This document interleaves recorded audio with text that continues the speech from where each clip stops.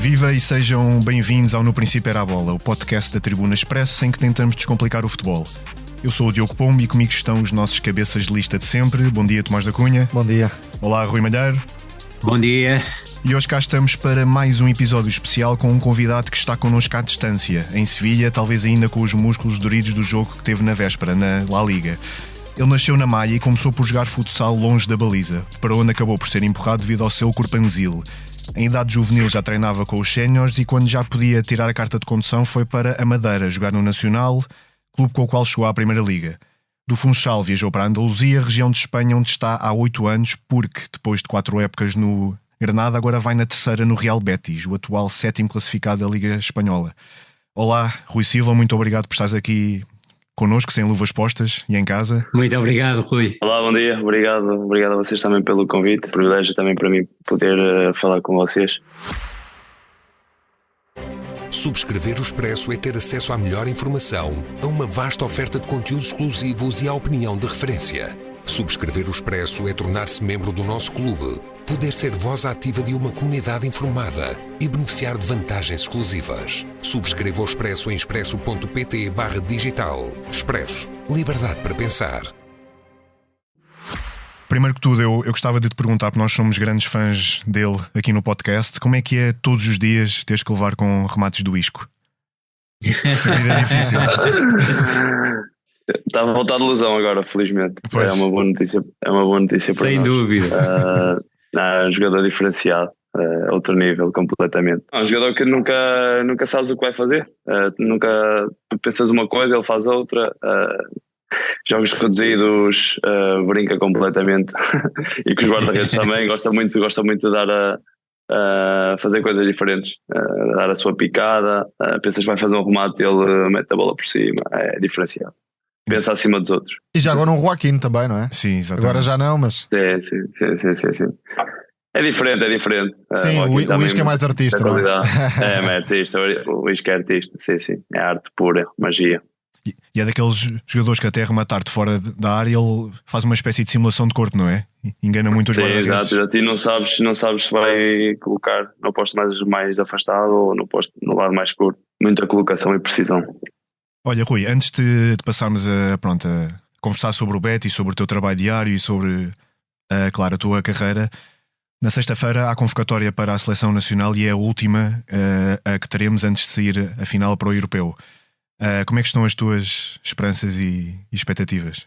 As esperanças e expectativas têm que estar sempre em alta. Felizmente agora estou a jogar com mais regularidade, o que não aconteceu desde que cheguei ao Betis. Nunca fiz tantos jogos seguidos e felizmente agora as coisas têm corrido bem a nível individual. Sinto-me bem, sinto-me confiante e tenho que estar sempre com essa expectativa de poder voltar à seleção. Sei que é difícil, já não sou chamado há algum tempo e com um novo treinador ainda não fui chamado nenhuma vez, então claro que acaba sempre por criar alguma incerteza, mas sempre com essa expectativa de pertencer ao lote de convocados. Oi, e pegando já por aí, a seleção tem um contexto muito diferente dos clubes, porque muitas vezes os selecionadores privilegiam a estabilidade e não necessariamente o rendimento imediato. Como é que tu vês isso? Não necessariamente focando-te no teu caso, mas em relação ao privilégio que muitas vezes os selecionadores dão ao grupo, à estabilidade. Ou seja, é mais difícil às vezes trocar o guarda-redes, e estou a alargar a convocatória e não só ao 11, do que propriamente trocar um jogador de campo. Sentes isso? Sim, sinto isso e é perfeitamente compreensível. Eu penso que ainda para mais agora no novo selecionador está há pouco tempo na nossa seleção. Eu penso que ele também quer ter o grupo com ele, não quer ter um grupo muito alargado. É importante também, na minha opinião, o rendimento, aquilo que os jogadores fazem nos clubes, mas também é verdade, também temos um leque de jogadores muito alargado e com muita qualidade, e a ser assim é difícil conseguir entrar todos numa convocatória. Então o selecionador, na altura, ele falou com grande parte dos jogadores, tanto os que têm sido regularmente convocados como os que estão pré-selecionados, e eu entendo que não seja fácil entrar nesse grupo de jogadores convocados, porque o treinador quer ter um grupo coeso, um grupo com ele, e e por cima também tem tido resultados, a qualificação fala por si só, e eu penso que é de respeitar. Rui, ele entretanto teve uma conversa contigo? Sim, na altura que falou penso que com toda a gente. Exatamente. Sim, quando nós estávamos na Arábia a disputar a Supertaça, falou comigo e com o William no hotel. E sim, como falou com muitos outros jogadores. Como é óbvio. Claro. E tem sido pré-convocado regularmente, certo? Porque nós não temos acesso às pré-convocatórias, mas admito que à partida, tendo em conta o trio de guarda-redes que está formado, e muito bem, há pouco estavas a salientar, acredito que sejas neste momento o quarto guarda-redes da Seleção Nacional e provavelmente as tuas esperanças também podem aumentar um pouco com o facto do Rui Patrício ter perdido a titularidade na Roma. Sim, possivelmente. A verdade é que também o Rui é um guarda-redes com muita experiência, que tanto não olha só para a parte futebolística como também para a parte a nível de balneário, um jogador muito importante para o grupo, deu muito e continua a dar muito à nossa seleção, e também penso que todo esse mérito é valorizado pelo selecionador, que tem isso em conta. A mim compete-me render ao máximo no clube e esperar a minha oportunidade uma vez mais. Mas sim, em relação à pré-convocatória, sim, tenho estado sempre nas pré-convocatórias. Mesmo a nível de clube, disseste há pouco que só agora é que tens a segurança e a regularidade que não tinhas tido noutras temporadas. E esse fenómeno também é cada vez mais comum, ou seja, não haver necessariamente a figura de um primeiro guarda-redes e um segundo guarda-redes abaixo na hierarquia, mas haver mais proximidade, mais competitividade. Tu preferes ser o titular e sabes que és o titular na próxima jornada, ou de alguma forma essa competitividade, essa dúvida também acaba por te estimular, porque tinhas essa competição com o Cláudio Bravo nas temporadas anteriores? Sim, depende de pessoa para pessoa, depende de jogador para jogador. É verdade que agora isso ajudou-me muito a crescer e a amadurecer, porque antes gostava muito de lidar com essa incerteza. Não sabia quando jogava 3, 4 jogos, depois todos 3, 4 jogos para o banco, e essa incerteza criava-me muita ansiedade, não sabia lidar bem com isso. Agora já estou mais tranquilo, preparo-me sempre para jogar e depois compete ao treinador tomar a melhor decisão para cada jogo. Nós jogadores, sendo um pouco egoístas, queremos jogar sempre, como é óbvio, e custa quando isso não acontece, mas compreendo também as opções e respeito as opções do treinador, querendo ter dois guarda-redes semelhantes, que queira dar continuidade e competitividade a ambos. Ainda por cima, nesse caso, eu acho que Pellegrini é da mesma nacionalidade, dois veteranos, exatamente. Sim. É um elemento de confiança direto. Ainda assim, sobretudo para quem não sabe, Rui, tu ao longo destas temporadas tens feito por norma à volta de 30 jogos por temporada, o que é bastante, diga-se. É verdade, mas também em certa parte beneficiei em alguns momentos de lesões do Bravo. do Cláudio. Ou seja, havia momentos em que eu sentia que não era por mérito que estava a jogar, ou porque o treinador tinha apostado em mim. Sentia bastante isso, e claro que depois acaba por pesar também a nível de confiança, porque estás sempre com receios, lá está, desconfiança, ansiedade, receio de errar, não saber a incerteza do que vai acontecer caso não venças ou não corra bem o jogo, o que vai ser o jogo a seguir. Então foram 2 anos e algo assim um pouco a viver dessa forma, mas este ano 2 anos praticamente, porque este ano no início um bocadinho, mas menos. Depois também tive um par de lesões em que tive que aceitar que quando voltei tinha que esperar a minha oportunidade, e quando essa oportunidade surgiu, depois consegui agarrá-la e tenho estado a render a um bom nível. Mas sim, é complicado porque cria muita ansiedade. No verão passado chegaste a pensar na saída do Betis? Sim, falou-se dessa possibilidade. Em realidade não é uma situação confortável para mim, aquela que vivi nos últimos 2 anos, mas lá está, se houvesse uma proposta boa para mim e para o clube, estaria disposto, mas estou satisfeito, estava feliz no Betis, é um grande clube,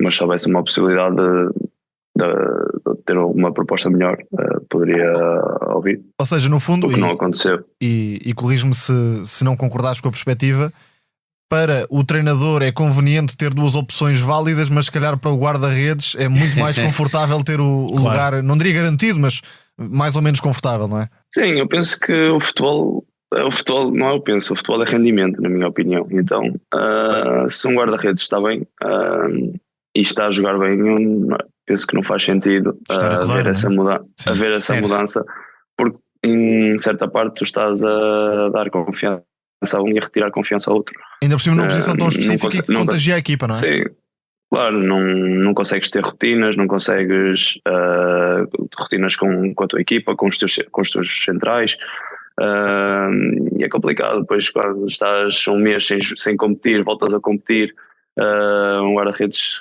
precisa dessas distâncias, sequência, não é?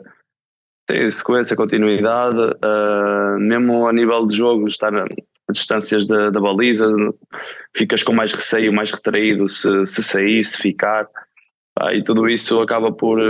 cheguei a ter mais do que uma conversa com o Mister Pellegrini também em relação a isso. Não faltando ao respeito, claramente, mas demonstrando o meu desconforto a nível da forma como me sentia, que para o meu crescimento não era bom.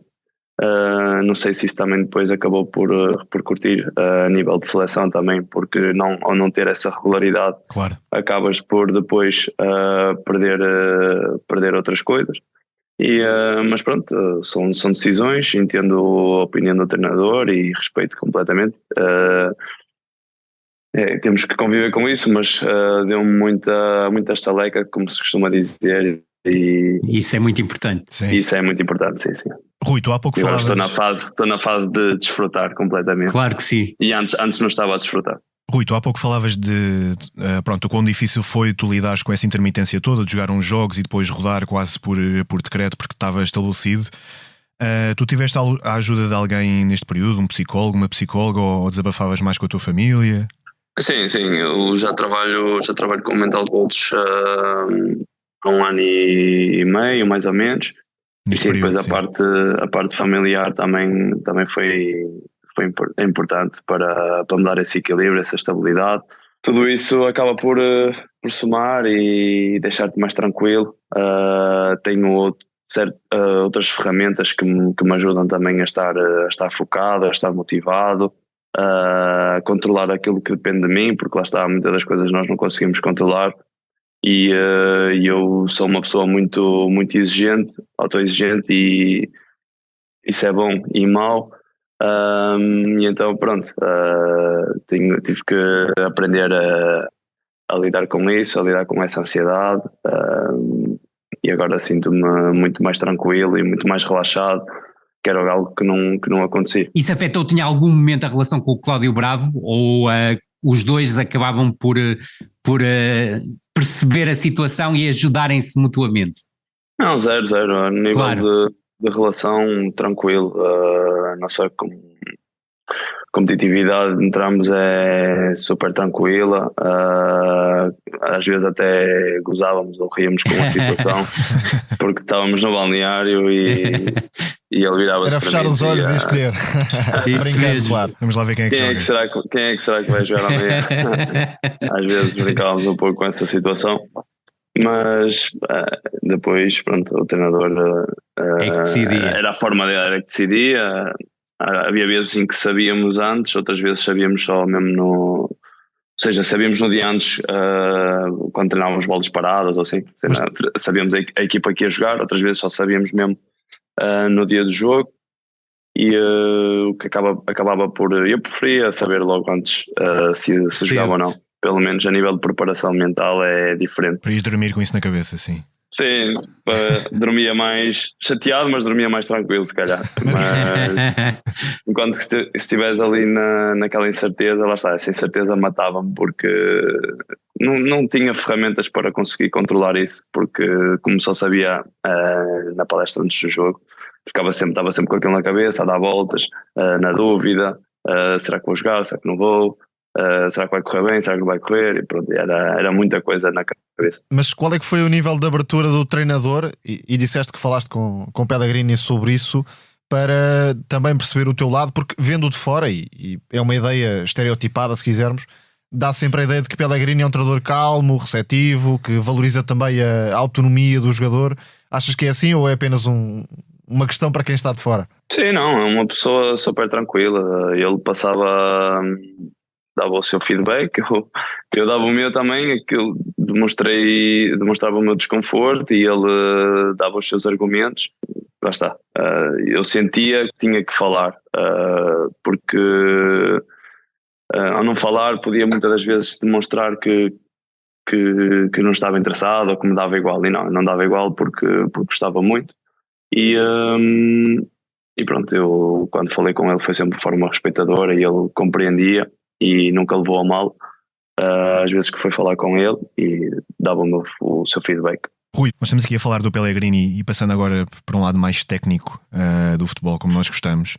Tu chegaste ao futebol sénior numa época em que tínhamos o Barça do Guardiola pronto, a ganhar muito e muitas pessoas a verem os jogos e eles a darem nas vistas, e o Barça do Guardiola foi como que aquela equipe e aquele projeto que empurrou muito o protagonismo para os guarda-redes terem a bola nos pés e participarem na construção.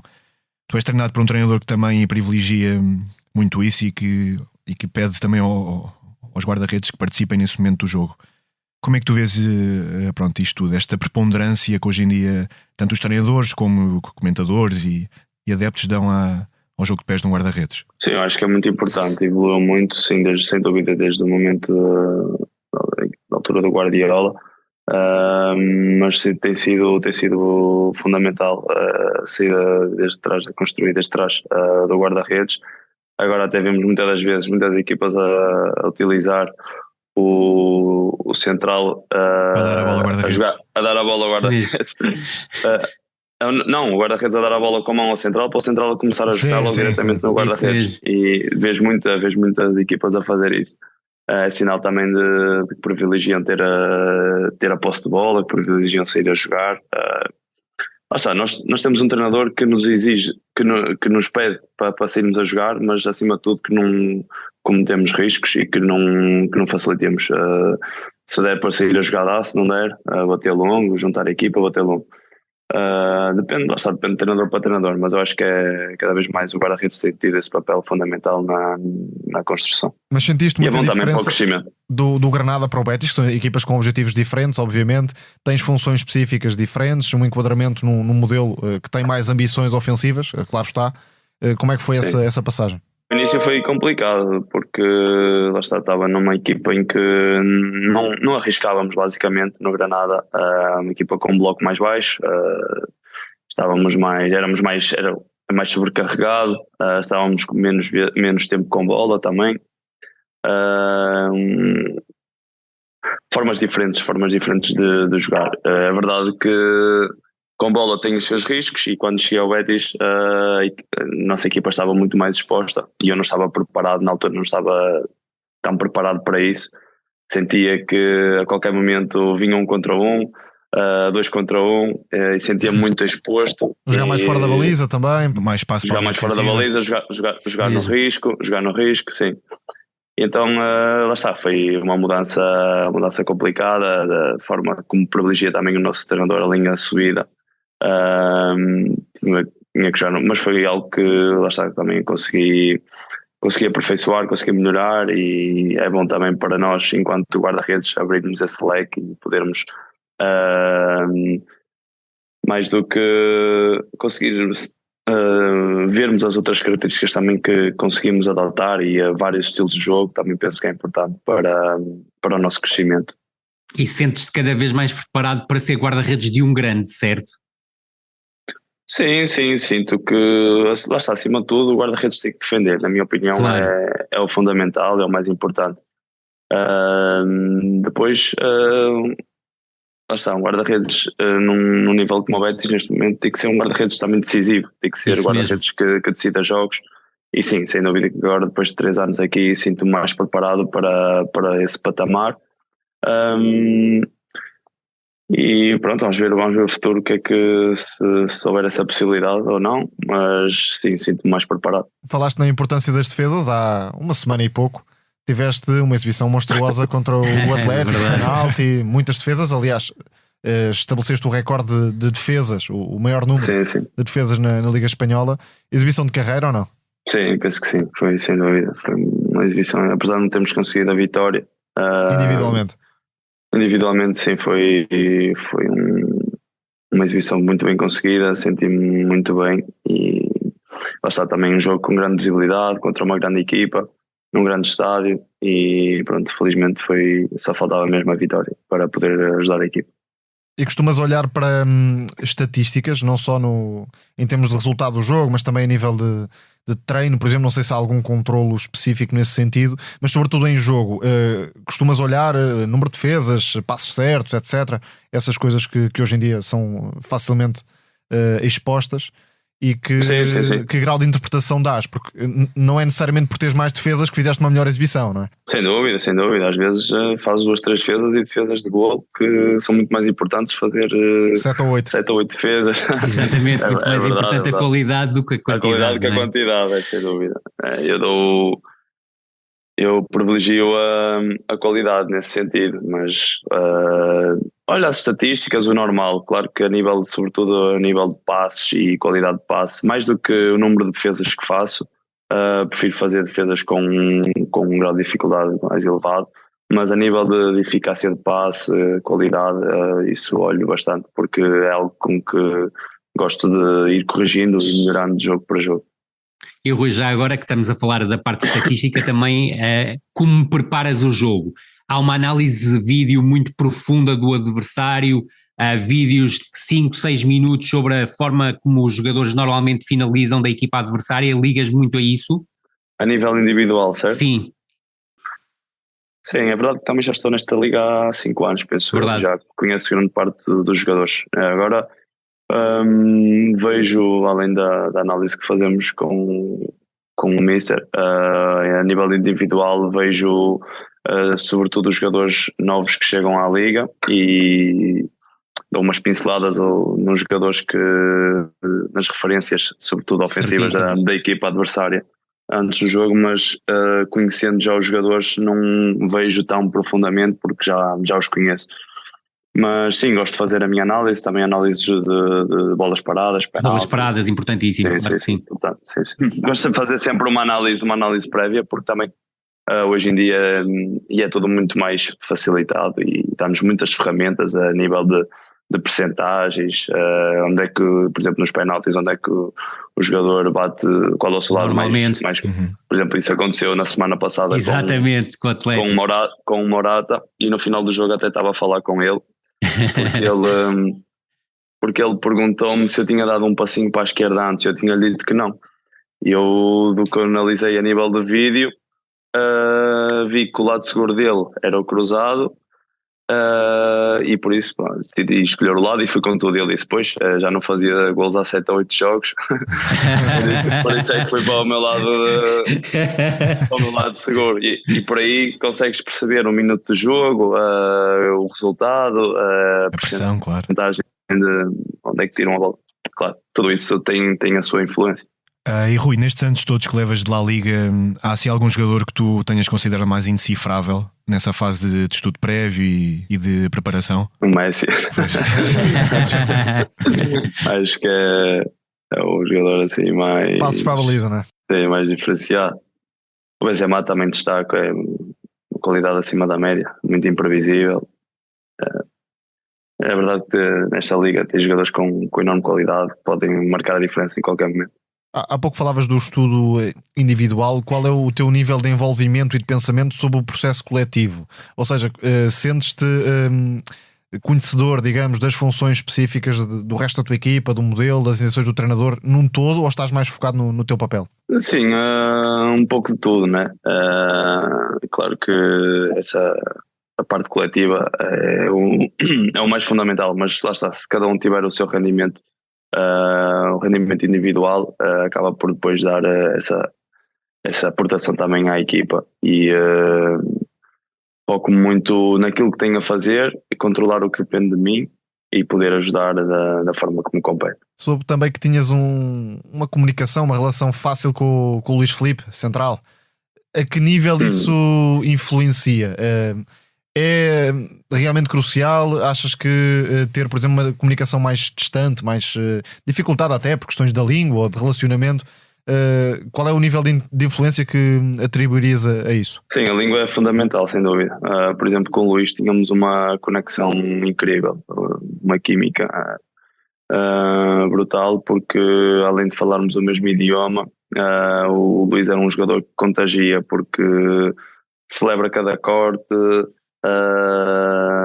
não sei, transmite muita energia, muita segurança, e eu acho que isso é fundamental também, cada vez mais sentir essa adrenalina, e lá está, se puder juntar a isso também a parte linguística, porque o idioma é fundamental. Por exemplo, agora temos o Sócrates, não fala muito bem espanhol, e eu também não domino muito bem o inglês, então muitas das vezes é difícil, porque ele fala muitas línguas, eu falo espanhol. Em grego é capaz de não dar jeito. Em grego é impossível. Italiano, que é também uma das línguas que ele fala muito bem, também não domino. Aí tento ali um inglês misturado também com algum espanhol e tentamos entender dessa forma, mas lá está.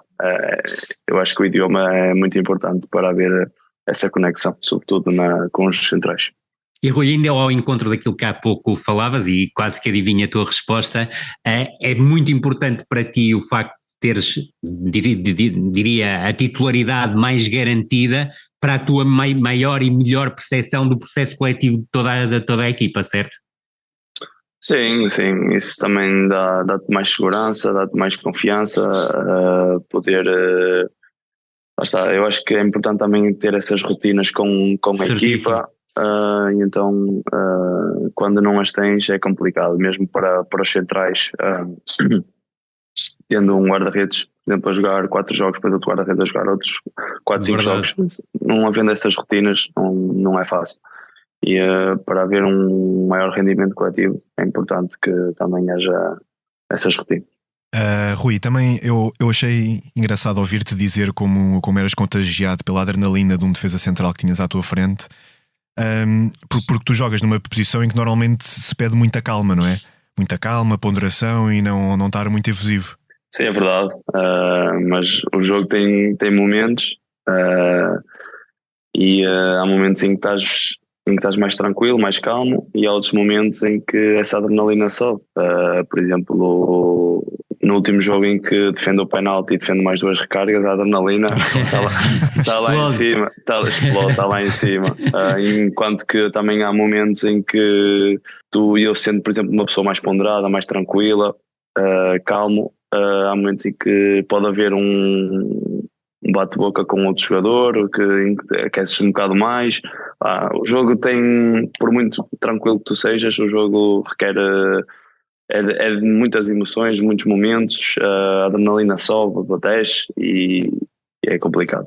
Mas também tens um lado glaciar muito grande, não é? És muitas vezes muito frio na Sim. forma como estás. É sobretudo concentração, Rui, diria, não? Nesta posição eu acho que é fundamental também ter essa frieza, porque lá está, um guarda-redes necessita muito foco e muita concentração. Sem dúvida. É uma das coisas que, sobretudo nos últimos anos e até mais desde que comecei a trabalhar com mental coach, tentei inserir, trabalhar muito no foco e na concentração, porque qualquer coisa, estás no jogo, vês uma mosca e olhas para a mosca, ouves o ruído e focas-te no ruído de fundo, e tudo isso acaba por te abstrair do jogo. E esse foco é muito importante para conseguir estares e teres essa frieza, para no momento certo tomares a decisão certa. Atuar com o subconsciente também é muito importante. Muitas vezes pensamos naquilo que vamos fazer e não, nesta posição temos que agir simplesmente e ser rápidos, é o mais importante. Pois, a hesitação porque é que muitas vezes trai, não é? Isso mesmo. Claro, essa hesitação, esse tempo em que tu pensas ali 1, 2 segundos é o momento de chegar ou não chegar. Uhum. Lá está, tens de ter essa ponderação e essa frieza. E, por exemplo, numa equipa como o Betis, que ao contrário do Granada privilegia ter mais posse de bola e está mais tempo em ataque posicional, quando a equipa está em ataque posicional, tu já estás a pensar muitas vezes no momento da transição defensiva da equipa? Sim, muitas vezes.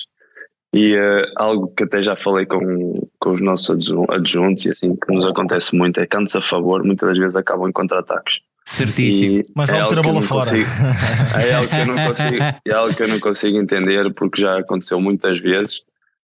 Ainda no outro dia, já não sei qual é que foi o jogo, não sei se foi no Atlético ou do Bilbao, que fizemos um canto curto em que o jogador já estava à espera que o jogador da equipa adversária estava à espera que o da nossa equipa que se aproximou fosse receber a bola e roubou-lhe e deu contra-ataque. Ou seja, são pequenos detalhes que depois marcam a diferença. E lá está, quando é canto a nosso favor eu já estou a pensar no possível contra-ataque, já estou mentalizado que eles vêm para ali abaixo. Há a velha cantiga de que um guarda-redes muito dificilmente é completo aos 21, 22, 23, acabas por ir se calhar nesse sentido, não?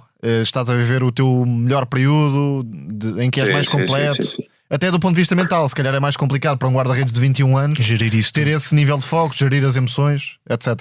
Claramente. Sim, sem dúvida. E agora, com o passar dos anos, sinto muito essa diferença.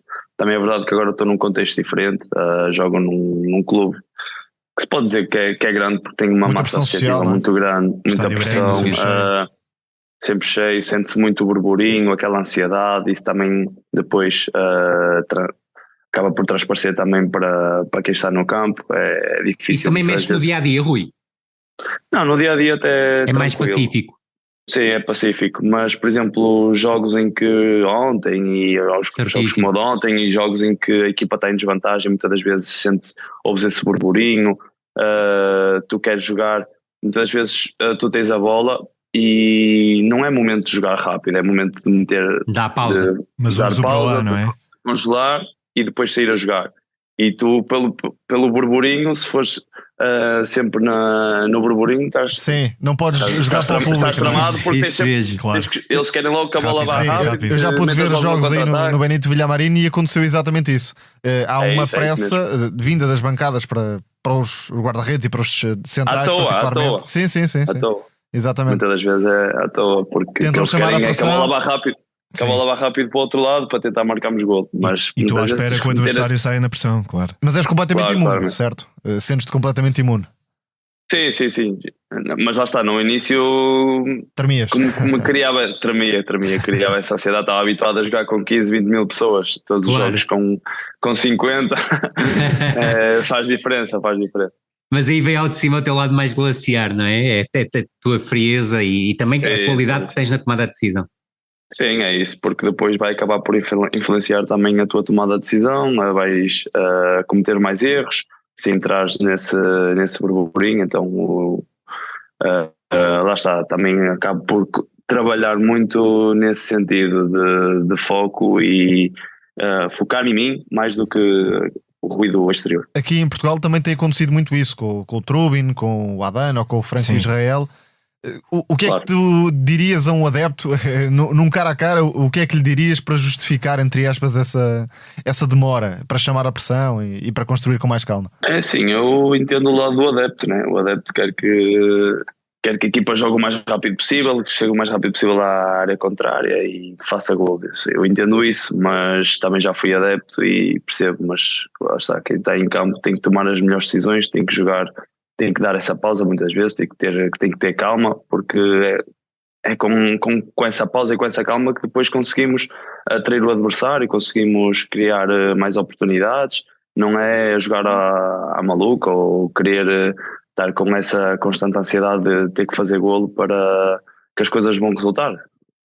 Ou seja, se for na fase final do jogo em que estás a perder e precisas, em que existe mais jogo direto, assim, aí é compreensível. Mas há momentos para tudo. E o jogo são 90 minutos e muita coisa pode acontecer. E Rui, uma curiosidade, tu estás praticamente a cumprir o teu 11º ano como sénior. Ao longo deste tempo, e porque há muita gente interessada nessa especificidade, sentiste muita alteração a nível do treino de guarda-redes? Sim, muito. Sim. Bastante diferente e... o grau de exigência tem aumentado, Rui? Aumentado muito. Certo. Claramente. Eu também coloco essa exigência em mim mesmo e quero sempre melhorar e aperfeiçoar aquilo em que sou menos bom, que também é importante. Analiso sempre os meus treinos, gosto dos jogos também, querer sempre melhorar, acho que é fundamental para conseguirmos crescer e dar o passo seguinte. E também, lá está, foi isso que me fez chegar até aqui, desde o Nacional, desde quando cheguei com 18 anos até agora. Essa exigência foi também que me ajudou a conseguir chegar a este patamar. E tens a curiosidade extra, claro, dentro do tempo que te sobra, para ver outros jogos e outros guarda-redes em particular?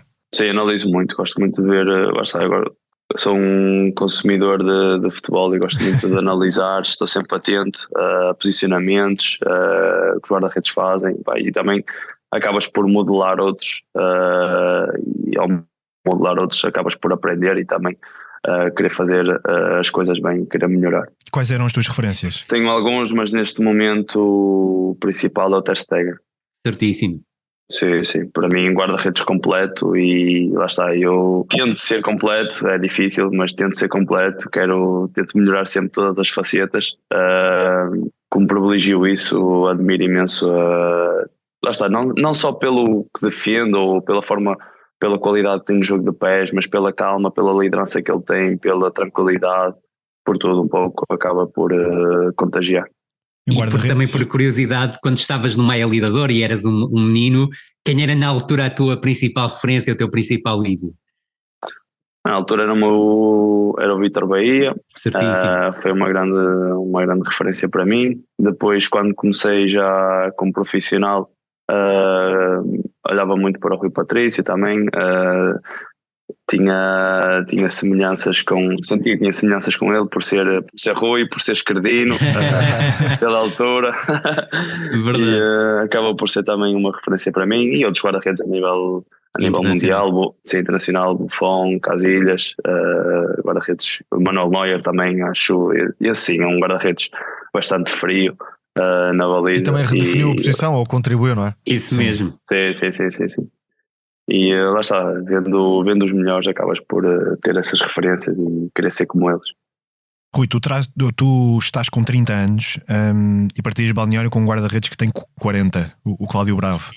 Tu veste a jogar a este nível ou até um patamar superior durante mais 10 anos? Sim, eu penso que sim, né? Mas vai depender muito da parte física, porque sem dúvida que é fundamental. Não quero chegar perto dos 38, 39 anos e sentir que estou com muitos problemas físicos, que não consigo recuperar. Eu acho que isso mentalmente acaba por ser muito desgastante.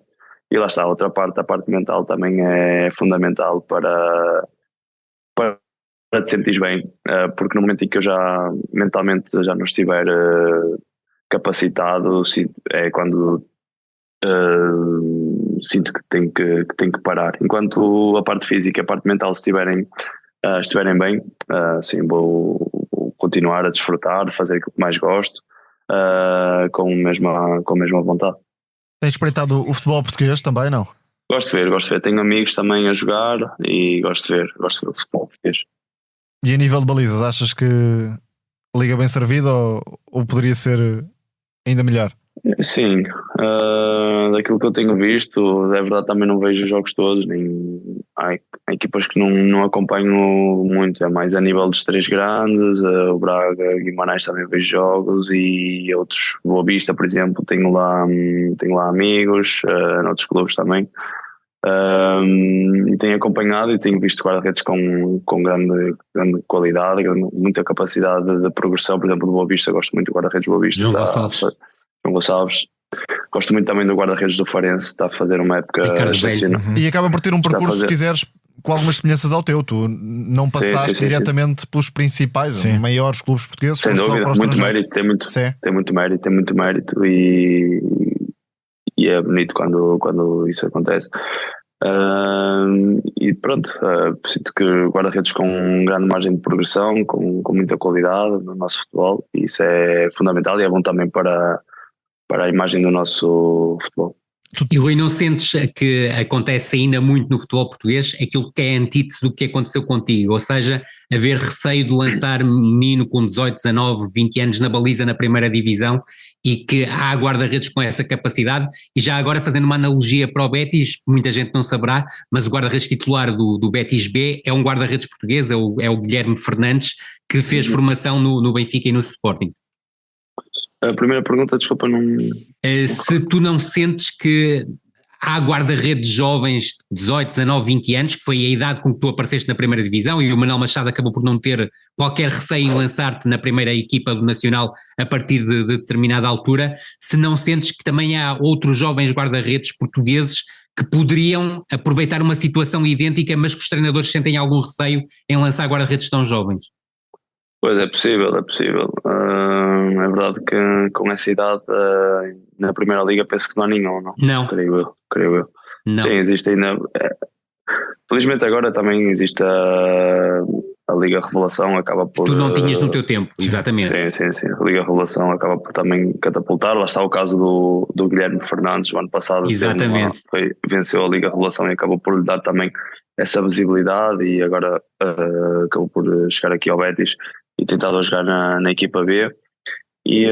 Mas sim, sinto que ainda existe algum receio, alguma desconfiança e incerteza da parte dos treinadores em apostar em jovens guarda-redes, mas lá está, jogar nessas competições acaba por lhes dar também é preciso ter sorte, é preciso também ter a oportunidade e aproveitar essa oportunidade. Há muita coisa que lá está, não se pode controlar. E vês um bocado o Guilherme como um exemplo de um guarda-redes que poderia estar numa primeira ou numa segunda liga em Portugal e que acabou por ir para o Betis e acaba por ser no Betis B que tem a sua oportunidade. Certo, mas também até que ponto é que se calhar o Guilherme jogaria numa primeira Exatamente. liga? Então claro muitas das vezes é esse o ponto. Esse é o problema. Se calhar preferiu ir para uma equipa com a perspectiva de um dia poder chegar à primeira equipa do Betis e jogar na equipa B. A ir para uma segunda liga ou para uma primeira liga e claro ser suplente, porque ele estava no Estrela da Amadora também, e lá está, não sei, depende muito, e cada vez mais vemos não só guarda-redes mas também noutras posições jogadores a tentar a sorte no estrangeiro e depois conseguir fazer carreira. E ainda bem. Rui, tu sim. disseste e nota-se bastante que és um ávido consumidor de futebol. Temos aqui um futuro treinador de guarda-redes? Ou não? Para quando deixares de jogar? Assim, gostava de ensinar, de continuar a aprender e ensinar também. Não sei o futuro neste momento, não penso muito nisso, mas é algo que me motiva, porque dou muito privilégio ao trabalho, foi isso que me fez chegar até aqui, e quero muito ajudar outros guarda-redes. Não sei neste momento se gostaria mais a nível sénior ou de ajudar jovens guarda-redes a potenciar, isso é muito interessante. A potenciar todas as suas qualidades. Se calhar numa fase inicial poderia ser passar por aí, ajudar a ser treinador de guarda-redes numa formação para poder potenciar jovens de qualidade, e depois no futuro se calhar a nível sénior ter essa oportunidade. Mas tens muitos anos para pensar nisso. Sim. Ainda tem. Agora é tempo de desfrutar. Exatamente, e por falar no teu futuro, tu tens a ambição, se quiseres, de saltar para outra liga que não a La Liga, para uma Premier League ou para uma Bundesliga, apesar de teres dito que não dominas ainda o inglês, ou para uma Série A italiana, ou se tivesse a oportunidade, preferias ser guarda-redes titular de um dos grandes do futebol português? Assim, não sei. Em realidade queria experimentar outra liga, um estímulo novo também para mim, que seria importante. E para quem não sabe, Rui, a tua carreira é feita basicamente, apesar de teres tido mais alguns treinadores, a tua carreira é uma carreira muito curiosa, porque tens 11 anos de futebol sénior e praticamente 3 treinadores, ou seja, também se calhar gostavas de trabalhar com outros treinadores, porque tens o Manuel Machado muito vincado no Nacional, o Diego Martínez muito vincado no Granada e agora o Pellegrini muito vincado no Betis. Também há interesse da tua parte em conhecer novos treinadores, novas realidades? Sim, é isso também. Penso que ter esse estímulo, ter outros conceitos, é verdade que foram 3 treinadores muito importantes para mim, para a minha carreira, que me ajudaram a crescer muito, E os dois primeiros, sobretudo, não tiveram medo de te lançar, não é? Sim, exatamente. Porque, para quem não sabe, tu chegas ao Granada e impões-te praticamente imediato e és campeão da segunda Liga, sobes logo na primeira temporada da segunda Liga para a primeira Liga, como titular indiscutível. Ou seja, na altura em que cheguei a Granada ainda foi 1 ano e meio, pouco complicado, só quando na altura que chegou o Mister Diego, que foi realmente quando apostou em mim. Mas sim, depois já com o Mister Pellegrini é um contexto completamente diferente, porque eu já tinha feito uma contrato aqui assinado uma contrato aqui no Betis antes do Mister Pellegrini chegar. Mas tem sido também um treinador muito importante para mim mas sim, gostava de ter um estímulo diferente, conhecer outras realidades, mas lá está, ainda tenho 2 anos de contrato aqui, com 2 anos e meio de contrato com o Betis, estou feliz e vamos ver o futuro. Não posso acrescentar muito mais em relação a isso, só claro que sim. Demonstrar a minha satisfação e o meu interesse em conhecer outras realidades. Nesses 2 anos e meio, se nós formos aí ver um jogo, prometemos não assobiar se demorares a bater. Não, isso seguramente. Somos pacientes. Tranquilo. Estão convidados quando quiserem. Muito obrigado. Obrigado, Rui. E pronto, ficamos nós aqui e vamos já falar dos jogos dos grandes deste fim de semana, e começamos pela Luz, onde depois da goleada sofrida contra o Porto e do empate com o Rangers na Liga Europa, Roger Schmidt deu descanso a 3 peças-chave e regressou às vitórias. Com João Neves, Rafa e Di Maria no banco, o Benfica venceu por 3-1 na recepção ao Estoril, contando pela primeira vez com Marcos Leonardo a titular, que até marcou um golo. Tomás, apesar das trocas feitas pelo treinador e que deram estas outras características individuais à equipa, houve progressos nos problemas coletivos que tanto temos falado aqui no podcast nas últimas semanas? Nem por isso, e tentando ser mais breve do que o habitual. Sim. Coletivamente mantêm-se os problemas ofensivos até mais do que defensivos nesta partida, porque contra o 5-4-1 do Estoril, o Benfica teve muitas dificuldades para criar vantagens. Lembro-me na primeira parte de um lance de combinação entre Auschwitz e Tiago Oveia no corredor esquerdo, e aí o Benfica cria uma oportunidade na altura para ter o 2-0 no marcador, não concretizando essa oportunidade. E 1-0 tinha sido, sobretudo, mérito individual de Coxo a jogar naquela posição mais adiantada. O Estoril reagiu e soltou-se no jogo, porque creio que o plano inicial de Vasco Seabra era evitar riscos, adiar o primeiro gol do Benfica. E aquele gol sofrido, mais ou menos cedo no jogo, acabou por lançar a equipa canarinha para outro tipo de exibição. E a partir daí teve muita profundidade no corredor esquerdo, com os avanços de Rodrigo Gomes, também a meter-se por dentro, nas costas da linha média. Isso aconteceu variedíssimas vezes. E sobretudo uma resposta de Guitano, que passou a conduzir, driblar, a carregar o jogo do Estoril na meia-direita. E assim chegou o gol do empate, com um erro de Trubin e também de António Silva, que tinha sido superado no lance individual por Heriberto no corredor esquerdo do Benfica, direito do Estoril. A verdade é que aquele 2-1 no fecho da primeira parte e o 3-1 logo a abrir a segunda deram a tranquilidade ao Benfica para abordar a segunda parte, mas não houve controlo absoluto nunca das operações. Por isso diria que Roger Schmidt, mais do que ganhar coletivamente, ganha, ou poderia ganhar, caso entendesse que assim fosse, opções para o que falta da temporada. Destacaria 3 exibições, desde logo Tomás Araújo, para mim o melhor em campo no relevado da Luz. Muito sóbrio nas abordagens, na leitura, no timing de desarme, rapidíssimo para corrigir problemas e controlar a profundidade, sempre a dar também segurança e variabilidade na forma como avança em condução e depois procura o passe.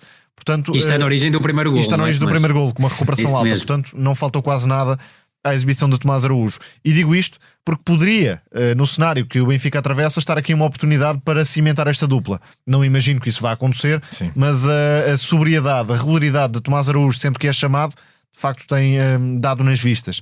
Depois no meio campo também uma exibição imponente de Florentino.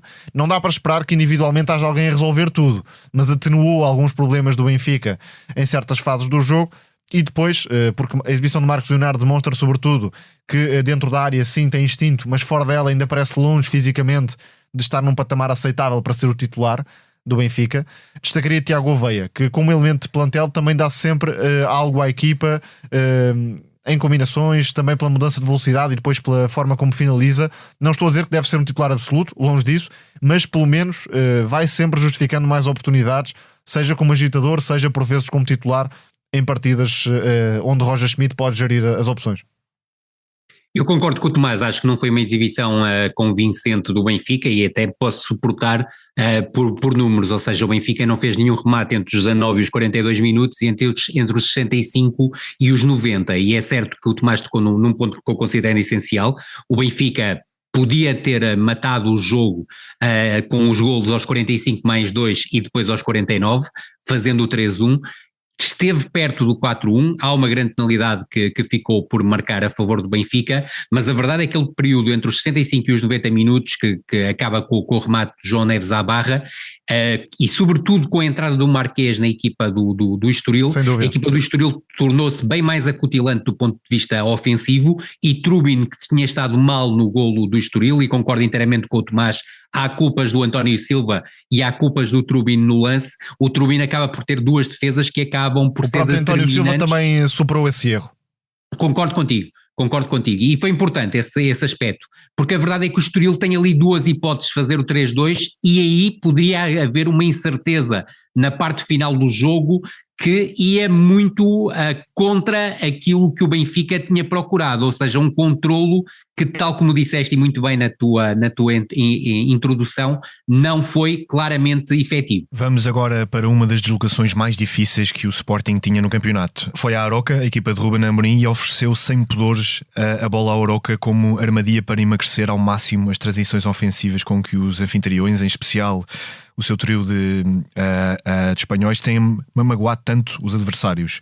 O Sporting ganhou por 3-0 com 2 golos marcados já nos descontos e num relevado que com o tempo se tornou num batatal que não ajudou muito a que a bola fosse bem tratada. Para o relevado do Portimonense. Eu estive em Portimão, choveu horas e horas e horas. O contrário. E o relevado estava impecável, mesmo impecável. E em Aroca, enfim. Rui, o que é que explica o meu sinal menos, até porque no Record fiz a crónica do jogo para o Record, foi exatamente para o relevado, porque o relevado não esteve à altura da qualidade futebolística das duas equipas.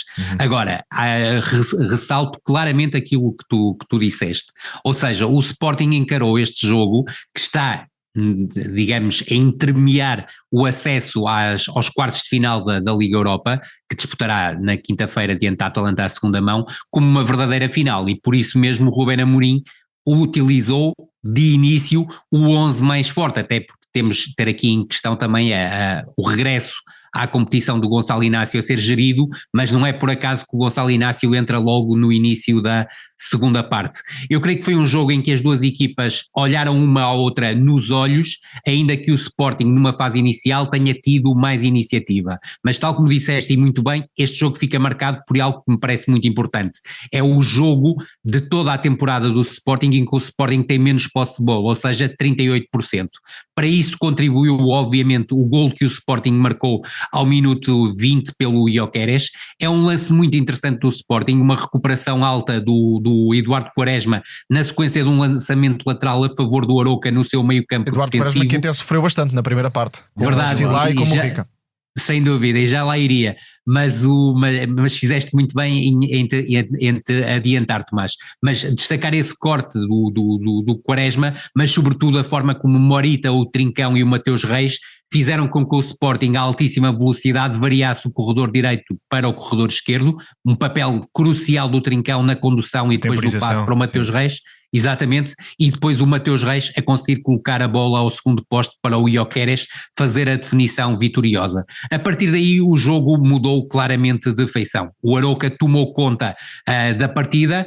Vimos dois tipos de Sporting, se quiseres, um Sporting que em alguns momentos procurava pressionar alto e fazia-o entre o 4-4-2 e o 4-2-4, ou seja, com o Quaresma a abrir sobre o corredor direito e a ser defesa direito, sem obrigar o Catamo a baixar, e depois, por força e muito por força daquilo que foi o Aroca em termos de posse de bola, a baixar para uma linha de 5 com o Catamo aí sim a cobrir o corredor direito. Quis ir buscar os laterais baixos do Aroca, não é? Exatamente, tal como o Tomás disse e muito bem, houve um aspecto que foi crucial. A equipa do Aroca conseguiu explorar principalmente o seu corredor esquerdo, a presença quer do Morrica, mas sobretudo a capacidade de condução do Silá, a própria temporização e a tomada de decisão no tempo certo, até na questão do remate, que acabou por ser o remate mais perigoso do Arouca para uma defesa apertada do Israel, foi determinante nessa reação do Arouca. Mas também convém dizer que a equipa do Sporting, do meu ponto de vista, sobretudo na segunda parte, tem uma organização defensiva praticamente irrepreensível, mesmo fazendo alterações na sua linha defensiva, e basta ver que o Diomandé começou o jogo como defesa central pela esquerda, depois foi defesa central pela direita e acabou como defesa central pelo meio. E a verdade é que o Sporting na segunda parte consegue algo muito importante. Apesar da impetuosidade ofensiva do Arouca, que procurou chegar às zonas de finalização com o Sporting de forma muito inteligente a coartar-lhe a profundidade, mas o Arouca a não ter medo de assumir o jogo e a procurar os 3 corredores para chegar à zona de finalização e a procurar também em vários momentos pressionar alto, a verdade é que o Sporting teve espaços para conseguir chegar ao 2-0 atacando as costas da última linha do Arouca, mas o Gyökeres principalmente não foi feliz na definição, sobretudo em 2 situações que tem de 1 contra 1 diante do Arrua Barrena, mas a verdade é que o desgaste do Arouca na parte final do jogo foi perfeitamente notório. Também, se quiseres, o jogo dos bancos, o Daniel Sousa não teve tantos argumentos como o Ruben Amorim acabou por ter, e o Sporting conseguiu desenhar o 2-0 e o 3-0 nos descontos, salientando um aspecto que me parece crucial: o papel de Yulman nos 2 golos.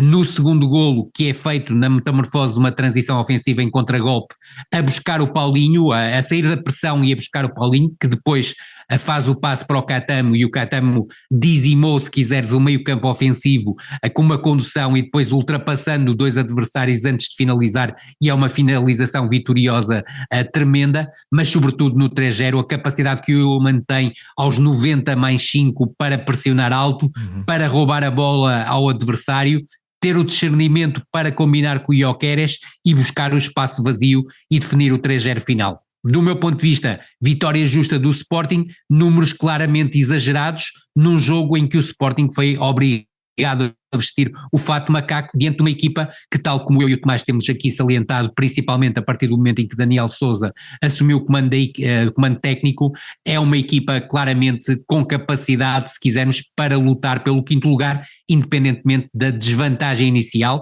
e convém recordar que o Daniel Sousa pegou na equipa em 18º lugar, ou seja, no último lugar da classificação, tornará difícil chegar a esse objetivo, mas em termos de qualidade de jogo, eu creio que o Arouca não fica nada a dever a uma equipa como o Vitória Sport Clube de Guimarães, que também está a fazer uma temporada notável. Joga muito bem o Arouca, e há 2 jogadores que acabaram por criar muitos problemas ao Sporting. Pedro Santos, que já tinha elogiado no último episódio, a ligar ataques com muita criatividade no passe.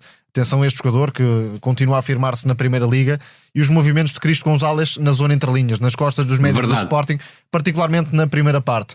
E percebeu-se claramente que a postura de Ruben Amorim para esta partida já passava na antecâmara por privilegiar o rendimento, o resultado, e não tanto a espetacularidade da exibição. Depois, chegando à Arouca, vendo aquele relevado, vendo que o Sporting marcou muito cedo, essa ideia saiu claramente reforçada, e por isso a equipa preferiu jogar mais na expectativa, utilizando o Gyökeres para tentar também acelerar o jogo e provocar dificuldades ao Arouca. Expôs-se mais na primeira parte até do que na segunda, mas depois, com as afinações defensivas, lá acabou por ter outro tipo de solidez, reforçando também as exibições de Yulman, de Mateus Reis e do próprio Franco Israel, que não me parece mais completo do que Adan neste momento, mas parece mais forte entre os postes, e isso já é alguma coisa. Concordo, e é um ponto importante, e a defesa ao remate do Silá é impressionante. Sim. Já tinha tido uma adianta da Atalanta, convém referir, num jogo em que podia ter tremido, comete um erro, mas teve uma reação muito forte à adversidade. No Algarve, e contra um Portimonense treinado por Paulo Sérgio, que acabou o jogo a queixar-se de infantilidade dos seus jogadores, dizendo até, e passo a citar, isto não são os júniores, isto é futebol profissional, o Porto ganhou tranquilamente por 3-0 antes de viajar a Londres para decidir o seu futuro na Liga dos Campeões contra o Arsenal. Tomás, tu estiveste lá, como já referiste, a trabalhar em Portimão. O Sérgio Conceição não poderia ter pedido, se calhar, um jogo melhor antes de regressar à Champions? Não, foi um jogo super tranquilo para o Porto, sem dificuldades. Aliás, aqueles primeiros 20, 25 minutos até foram os de maior dificuldade para o Porto, porque antes do 1-0 há uma jogada trabalhada pelo Portimonense no corredor esquerdo. Hélio Varela, que jogou como avançado e não como extremo, acaba por desperdiçar, e logo a seguir há o erro na grande área contrária, com Gonçalo Costa a errar, e foi esta a tendência do jogo. Muitos erros técnicos, sobretudo à esquerda, de Gonçalo Costa e de Sec, e era a isso que Paulo Sérgio se referia. Depois, muita dificuldade para desenhar ataques, tecnicamente muitas perdas, muitos erros, pouca ligação, não há milagres, no fundo. Paulo Sérgio também não consegue inventar aquilo que não existe. Sim, e há uma dependência total do Carlinhos. Sim, Carlinhos é o único que oferece algum pensamento e alguma qualidade técnica. E ele aqui e ali já se vai queixando disso, não é? O Paulo Sérgio. E Hélio Varela, creio que também que resulta melhor como extremo do que como avançado. Agora, há limitações profundas neste plantel, temos abordado esse tema desde o início da época. Há coisas em que o treinador também tem de ser mais proativo, diria. E estou a focar-me, por exemplo, na questão da abordagem à segunda parte. O Portimonense está a perder por 1-0, espera, no fundo, que sofra o 2-0 e depois é que há uma reação. Isso depois é mesmo. que há uma tentativa de construir um ataque com mais armas para ferir o Porto. E a partir daí o jogo já estava perdido. E o Porto geriu de facto com toda a tranquilidade. Destacaria o papel de Nico Gonzalez, não só como construtor, mas também como jogador de aproximação à área. E esse é o passo seguinte no jogo de Nico Gonzalez. Tremendamente profundo nesse Exatamente. aspecto, e além do gol, teve outra oportunidade para fazer o bis. Não foi a melhor partida de Francisco Conceição em termos de inspiração individual, também somando alguns erros técnicos, mas Galeno continua a ser produtivo no lado contrário, está de facto a aproveitar este papel, extremo aberto, ataca a zona de finalização, também tem meia distância, por isso foi um Porto QB, não destacaria nada por aí além. A equipa foi pouco testada defensivamente e acima de tudo fica mais uma nota, embora, repito, não tenha sido muito testado defensivamente. A dupla Pepe e Otávio é completamente diferente daquilo que o Porto tinha, até a construir. Otávio, por exemplo, deixou vários passos verticais no corredor esquerdo, quer para o lateral, quer para o extremo. Concordo inteiramente com o Tomás em relação à análise do jogo. Creio que foi um jogo que o Futebol Clube do Porto controlou e dominou sem grande dificuldade. O Tomás tocou num ponto essencial. A primeira grande oportunidade do jogo é para o Portimonense, mas convenhamos que foi muito curto para aquilo que devia ser a produção do Portimonense. E o Tomás tocou num ponto absolutamente essencial, é que o Portimonense vai a perder por 1-0 ao intervalo. Do meu ponto de vista, até podia estar a perder 0-2 e não seria nenhum escândalo, mas a verdade é que a abordagem que o Portimonense tem à segunda parte é uma abordagem muito pífia, ou seja, o Portimonense estava à espera que o resultado se mantivesse no 0-1 para depois o Paulo Sérgio aos 75 ou 80 minutos arriscar em busca do gol do empate. Agora, como é óbvio, tudo saiu furado. O Tomás tocou num ponto que também me parece essencial. O corredor esquerdo do Portimonense foi um verdadeiro desastre, quer o Moustapha Sec, quer o Gonçalo Costa, mas tal como já disse em relação a outros treinadores, quando se fala de erros individuais, de erros infantis, quando se vai buscar esse tipo de linguagem, eu creio que é um tiro no pé fazê-lo para o exterior. Opções, esse tipo de abordagem, claro que sim, há outras opções. E que não faltam até no plantel do Portimonense, mesmo que não sejam de grandíssima qualidade, mas a verdade é que há outras opções e o Gonçalo Costa, e quase todos que nos ouvem sabem, não é médio esquerdo, é lateral esquerdo. Ele jogou a médio esquerdo praticamente para fazer uma perseguição ao João Mário, porque apesar do habitual 5-3-2 neste tipo de jogo que o Portimonense costuma utilizar, o Portimonense neste jogo diante do Futebol Clube do Porto, até por não ter Pedrão, acabou por jogar praticamente sempre num 4-4-1-1, se quisermos, que não resultou de forma alguma. E a própria presença do Gonçalo Costa como médio esquerdo foi um tiro no pé. Eu creio que, tal como disseste e muito bem, a equipa do Portimonense tinha ganho muito mais se o Hélio Varela partisse do corredor esquerdo e que provavelmente o Hilberto Pereira jogasse como falsa referência ofensiva, como aconteceu noutros jogos.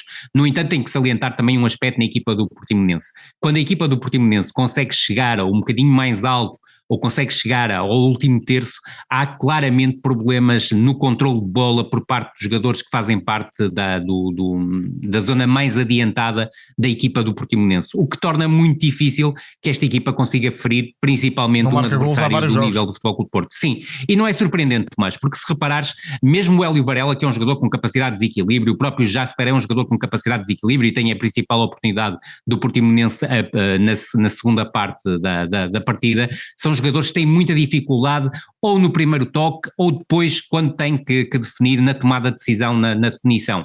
E eu creio que este Portimonense, se não repensar muito bem aquilo que está a fazer, corre sérios riscos de acabar num dos 3 últimos lugares da tabela classificativa, até porque, volto a frisar, e aqui fazendo aqui uma reviengazinha, a equipa do Vizela acabou por comprovar no último fim de semana diante do Farense que tem capacidade para sair da situação onde está. Damos por encerrado este No Princípio Era a Bola. A sonoplastia e a edição deste episódio é do Tomás Delfim. Muito obrigado por nos ouvirem aí desse lado. E estamos de volta em breve. Muito obrigado. E um abraço ao Rui Silva também. Sim, muito obrigado. Exatamente, muito obrigado a todos. Um grande abraço ao Rui Silva por ter estado connosco, e deixar aqui por último algo também que me parece importante deixarmos aqui a referência, é que está a ser um ano terrível para o futebol português e para o futebol mundial em termos de perdas, e na última semana acabamos por perder uma referência de 66, o Alexandre Batista, já depois do nosso episódio da semana passada, e sobretudo também a questão do Minervino Pietra, um dos melhores laterais da história do futebol português, que também nos abandonou na passagem de quinta para sexta-feira.